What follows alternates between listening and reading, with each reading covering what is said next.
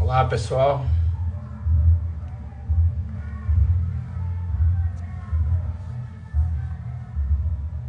Vamos chegando.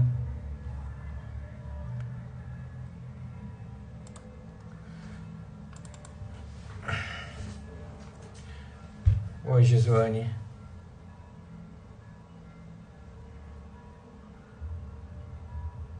Vamos chegando, pessoal. E aí, Karen? Tatiele, sejam bem-vindas. Grande Ricardo. Quanto tempo, querido.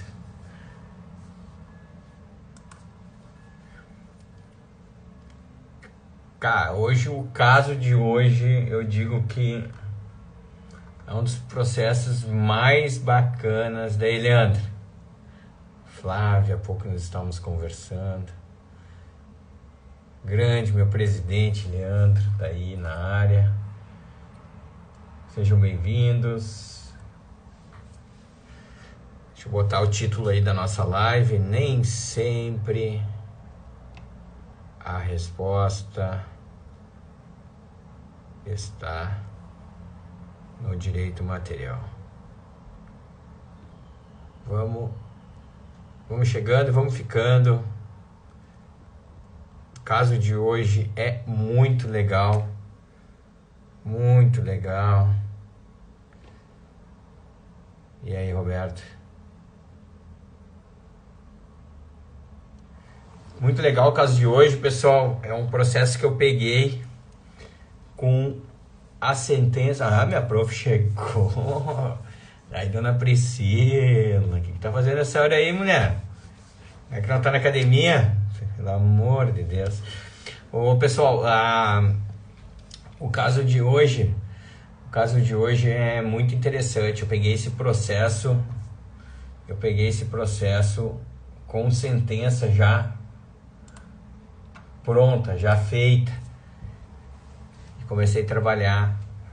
Minha primeira manifestação nesse processo foi por meio dos embargos de declaração. Vamos botando o coraçãozinho aí para nos enquadrarmos bem, galera. Vamos chamando o público. Vamos lá, metendo coração. Hoje o dia foi espetacular. Viemos de um evento de 3 dias do G4, que pelo amor de Deus, que energia boa. Até o meio-dia tinha 3.000 e poucas pessoas já tinham visualizado o evento. Não sei como é que ficou a atualização agora de tarde. Quem não conseguiu assistir, tem o link na minha bio, galera. São 3 dias de evento, um mais legal que o outro.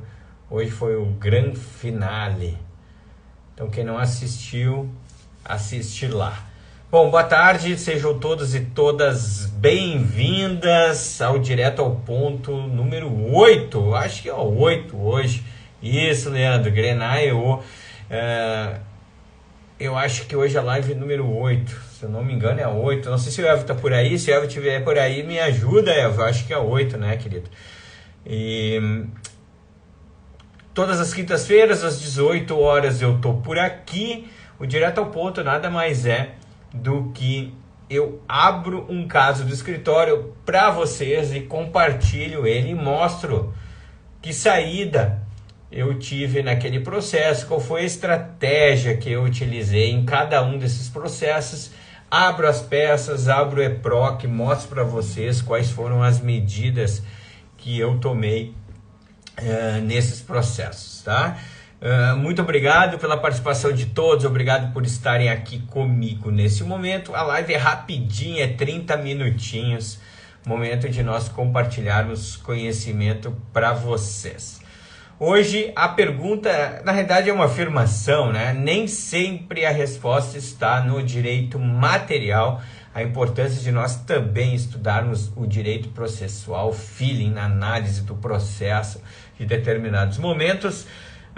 Ausência nesse caso, pessoal, aí, Luiz, seja bem-vindo, querido. Ô, Luiz, tu vai gostar desse processo, meu querido. Tu vai gostar desse processo.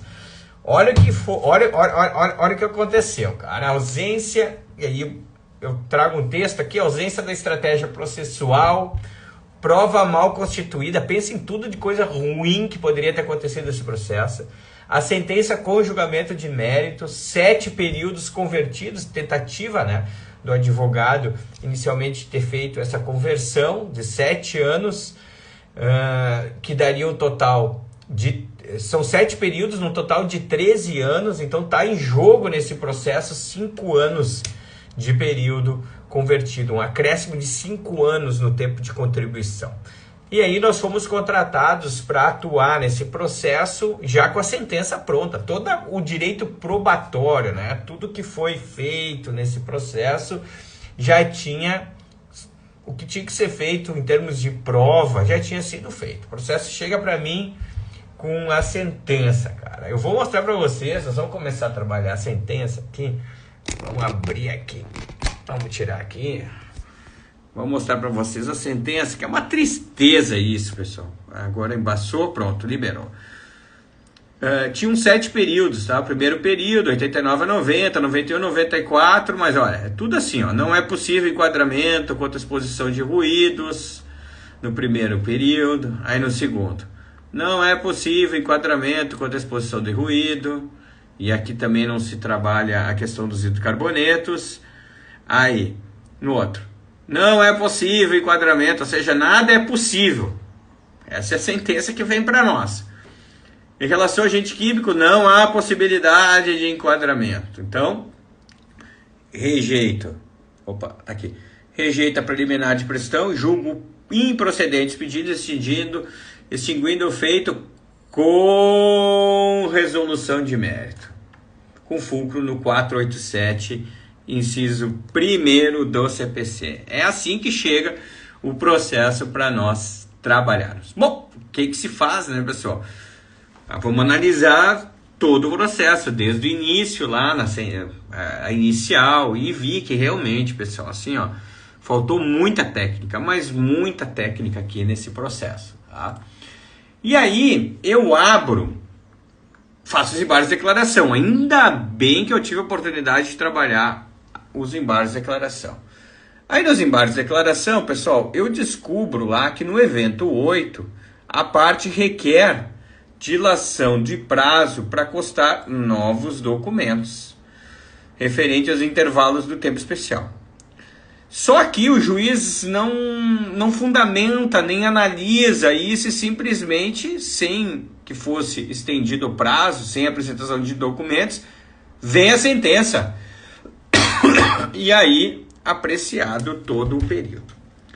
A questão é, será que no momento que se pede dilação de prazo, o juiz não deveria ter se manifestado ali, ó, defiro, não defiro, né? Ele poderia ter feito qualquer análise? Eu entendo que ele tinha obrigatoriedade de dizer alguma coisa, que ele deveria, ou no caso do indeferimento, ele justificar o porquê do indeferimento. De qualquer forma, eu trabalhei o tema 629 do STJ, que fala sobre a ausência de conteúdo probatório eficaz. Claro que eu tenho conhecimento que o caso do tema 629 do STJ, galera, 629 do STJ, primeira dica aqui, ele trabalha a questão de um processo de atividade rural, não tem a ver com a atividade que eu estou trabalhando, mas de qualquer forma, eu tento aqui fazer uma analogia ao caso e digo, olha, se a prova não está boa, o que o juiz deve fazer aqui? Faz análise, verifica ali o que documentos tem e julga improcedente sem análise de mérito. Tá? Não se deve entrar no mérito se a prova não está boa, pessoal. Tem prova. Né? Olha aí, a Karen já dizendo que já utilizou esse tema 629 em outras oportunidades. É isso aí, a gente tem que utilizar. E aí eu coloco lá, como se sabe, conforme o inciso 1º do 373, o ônus da prova incumbe o autor. Eu sei que o ônus da prova é meu, tá? Mas eu pedi prazo para complementação da prova e sequer nesse momento foi analisada essa situação. Então, peço aplicação do inciso 4º do 485, né? Ausência de pressuposto de Constituição, e se pede, nesse caso, que não seja feita a análise de mérito do processo. Beleza. Faço meus embargos de declaração, vem a sentença e do processo Deduzem base da declaração e o juiz diz assim, ó, observo que encontra expresso o entendimento do juízo de que os documentos utilizados foram suficientes para encerramento da instrução, bem como para convencimento do juízo do autor. Então o juiz entende, ó, nada a ver, que tu está dizendo, tá fora, eu entendo aqui que o processo estava apto para julgamento, que a prova foi constituída, se não foi feita essa análise aqui, o problema é teu, eu mantenho a minha decisão, e aqui ele traz de novo aquela tabela que eu trouxe para vocês, ele mantém o seu ponto. Ocorre que a prática embargante quer rediscutir o posicionamento adotado pelo magistrado, ok. Não discuto mais, não faço um novo. Voltou agora, Alexandra? Dizem aí se voltou, pessoal. Se voltou, eu continuo. Espero que tenha voltado. Voltou. Espero que sim. Tá, beleza. Se não, beleza, valeu. Aí, pessoal, o que eu faço? Eu entro com recurso inominado. Tá? No recurso inominado, o que eu trabalho? Eu trabalho vários pontos, tá? Primeiro ponto que eu trabalho inominado, eu ponho da ausência de prova instrutória eficaz. Conto toda aquela história do processo das provas que ele não tinha juntado, do prazo que ele tinha pedido e tal. Ok, desenvolvo aquilo ali que eu já tinha trabalhado lá nos embargos de declaração. Mas aí, eu trago um ponto, né, que a gente trabalha muito na área G4, inclusive foi algo que o Fernando Rubim tinha me alertado há muitos anos atrás e comecei a perceber, né, a trabalhar em todos os meus processos. Será que não é caso aqui, quando o CPC lá no artigo 9º e 10º, ele fala sobre a não surpresa? Será que aqui não é caso de que o meu cliente foi surpreendido? Porque no momento eu peço prazo para reabertura de prazo para eu juntar novos documentos. O juiz não me responde, vai para a sentença e já sentencia. E aqui eu trabalho, pessoal, do princípio da não surpresa, artigos 9 e 10 do CPC. Aí, aqui eu coloco lá. Sendo assim, não é permitido que o julgador adote fundamento de fato de direito sem anterior oportunização ao contraditório prévio das partes. Frisa-se que não há democracia no processo se o juiz surpreende as partes como ocorrido. Nós somos surpresos, eu peço prazo para juntar de documentos e o juiz simplesmente vai para a sentença. Tá? Além disso, aí falo sobre o artigo 5º, inciso 54 e 55 da Constituição, falo da celeridade versus efetividade, ser defendido pelo Fernando no livro dele, o novo Código de Processo Civil, né? E peço então para que esse processo não seja feito análise de mérito. Beleza, gurizada. Quando a gente faz um recurso onde essa discussão é pesada como essa, são 7 períodos perdidos, isso equivale a 13 anos de contribuição, que daria um acréscimo de mais 5. Então tá em jogo aqui 5 anos, galera. 5 anos é muito. Se fosse 5 anos de salário mínimo, 5 anos de salário mínimo, nós estamos falando de antecipação de mais de 65 mil reais para o cliente. Tem muita coisa em jogo aqui. Muita coisa em jogo. E se for um contribuinte individual, dependente ou facultativo, ele ainda vai ter que contribuir mais 5. Então, o ganho financeiro aqui é muito grande. Nós estamos falando aí que se tiver contribuição, nós está passando aqui de 70 mil. Então, isso está em jogo. Está em jogo 5 anos aqui. Beleza, faço recurso nominado. Um advogado zeloso vai fazer o quê? Pô, sustentação oral. Vou fazer sustentação oral.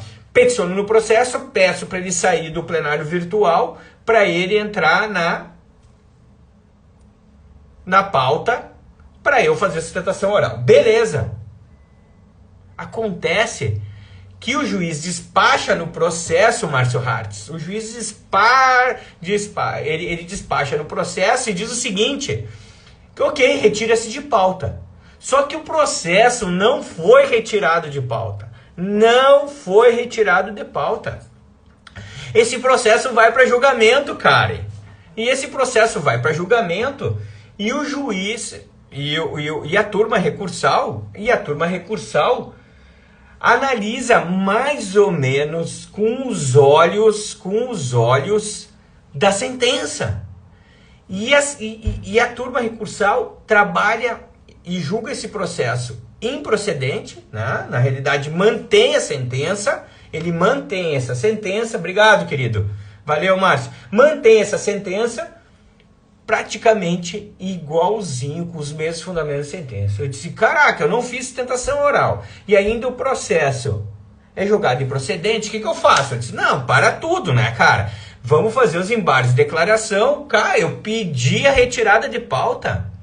Esse processo foi retirado, deveria ter sido retirado de pauta e me dado a oportunidade para fazer sustentação oral. E aí faço os embargos de declaração. Coloca aqui, ó. Ocorre que, em que pese a determinação do feito não foi retirada de pauta, a segunda turma proferiu decisão na sessão do dia de agosto de 2020, o que lhe causou um sério prejuízo, sem que fosse dado a oportunidade para a parte fazer a defesa. E pasmem, meus queridos, pasmem. A turma recursal acolhe os embargos de declaração e anula a decisão da turma recursal. Galera, eu fiquei feliz, porque daí o que acontece? Agora eu vou me preparar para fazer a sustentação oral desse processo. Olha o cuidado, galera, olha o cuidado e o zelo que a gente tem que ter com os nossos processos. Então, recebo um processo tosco, totalmente tosco, perdido, não tinha o que fazer. Não tinha o que fazer. Todos os PPPs estavam horríveis. Horríveis PPP. Tinha PPP que não dizia, apontava ruído, mas não dizia quantos decibéis. Era graxa, mas era hidrocarboneto de uma forma genérica, não especificava qual era. Aí tinha um lá com decibéis, mas não tinha nome não tinha assinatura, tava tudo horrível. Não tinha mesmo como eu reverter tecnicamente no direito material, na prova, não tinha como. Lembrando, já tinha sentença nesse processo, tá? E uma sentença de improcedente nesse processo. Beleza. A única alternativa que eu tinha tentar o julgamento, análise desse processo sem julgamento do mérito, sentar, analisar de novo esse processo, ir atrás de uma nova busca, né? Por incrível que pareça, né, mas pela primeira vez, né, mas o processo chegou para mim assim, cara, torto, literalmente torto, né? Então, galera, o que a gente fez nesse processo? Cara, eu tenho que me atirar aqui no direito processual, e foi o que nós encontramos. E me preparo para a sustentação oral e, pasmem, e fico até o final da sustentação oral. Essa era uma das últimas, e o magistrado olha para mim e diz assim: Anderson, tu não precisarás fazer sustentação oral, porque nós estamos acolhendo na íntegra o teu recurso inominado. Foi muito legal aqui, pessoal, e aqui eu trago então a decisão da segunda turma recursal em relação a esse processo, tá? Passa a análise do feito, aí o juiz traz toda aquela situação onde foi pedida a dilação do prazo, ó, tá? Para juntar documentos, só que essa dilação do prazos para juntar documentos, já te respondo aí, Jesuane, esse pedido aqui não tinha sido aceito, quer dizer, não tinha sido aceito não, sequer foi analisado essa situação, tá? E aqui o juiz, e aí a turma recursal entende, pensa que no caso autos, o feito deve ser julgado extinto sem resolução de mérito, pois foi desconsiderado o pedido de dilação do prazo para a juntada de documentos exigidos e prestar os devidos esclarecimentos sobre o tempo especial. Traz um recurso de repetição de controvérsia, está aqui, esse 1.352.721 de São Paulo, né?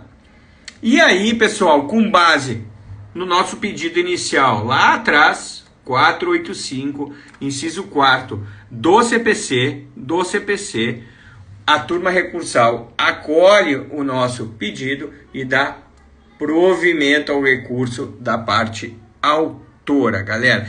E é o seguinte, eu não pedi, e aqui é questão de estratégia, nós temos que pensar. Eu poderia ter pedido anulação da sentença?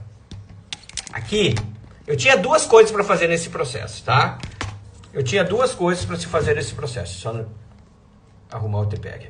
Duas coisas para fazer esse processo. Uma, eu poderia ter pedido anulação da sentença, tá?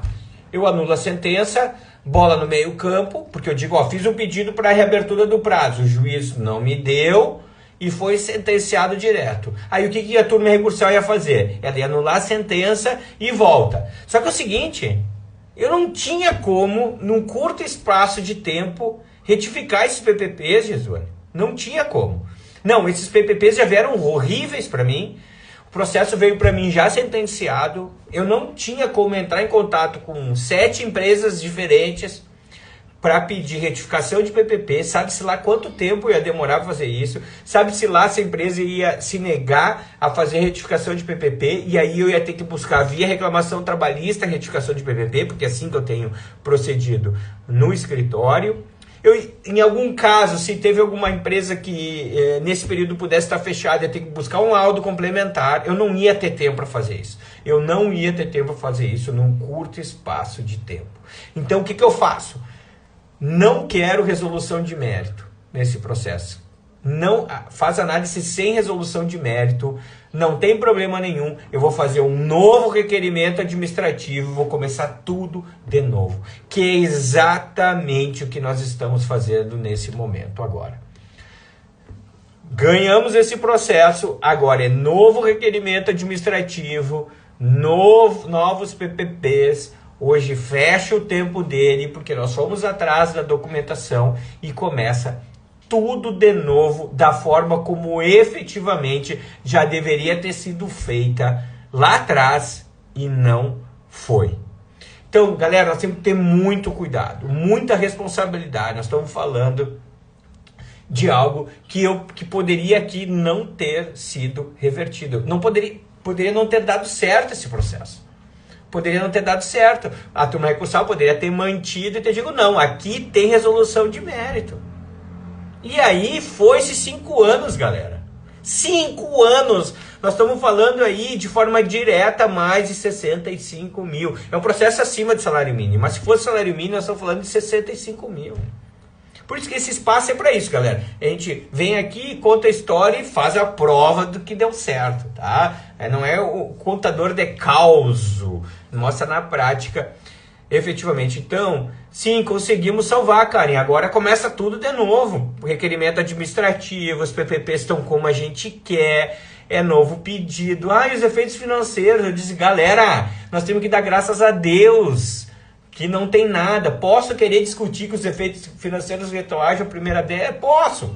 Eu vou tentar trabalhar isso, dizendo que teve falha no processo administrativo, que tem alguns PPPs que tem erros no próprio PPP. O INSS poderia ter emitido uma carta de exigência para retificar, porque esse é o papel do INSS, artigo 88 da Lei 8.213, não fez. Então, várias situações aqui poderiam ter sido feitas. Então, o que importa aqui, nesse primeiro momento, é mostrar para vocês que a gente tem que estudar e não desistir, tá? Não desistir, e aqui a gente não desistiu. Nós vimos a possibilidade e só tinha uma chance de salvar esse processo. Feito, gurizada, eu acho que eu respondi. Eu não sei se alguém tem algum questionamento referente a esse ponto. A nossa ideia é justamente essa, ir direto ao ponto, e mostramos que nem sempre a resposta está no direito material, e sim no direito processual civil. Feito! Muito obrigado, pessoal. Muito obrigado por mais uma live. Eu teria desistido, Alexandre, mas eu não vou te deixar desistir agora. Não desista jamais. Não desista jamais. Sempre tem uma saída. Tá bom, queridos? Um grande abraço para vocês. Beijo no coração. Um bom restinho de semana. Aqueles que não puderam, mais uma vez, aqueles que não puderam assistir esses 3 dias de evento do G4. As aulas estão já disponíveis, as 3 aulas, tem o link na minha bio, acessem lá que está muito legal mesmo. Muito obrigado a todos, um bom restinho de quinta-feira, amanhã é sexta-feira, caixinha de perguntas, tá? Podem ir lá e façam suas perguntas. Um beijo no coração, até a próxima, valeu!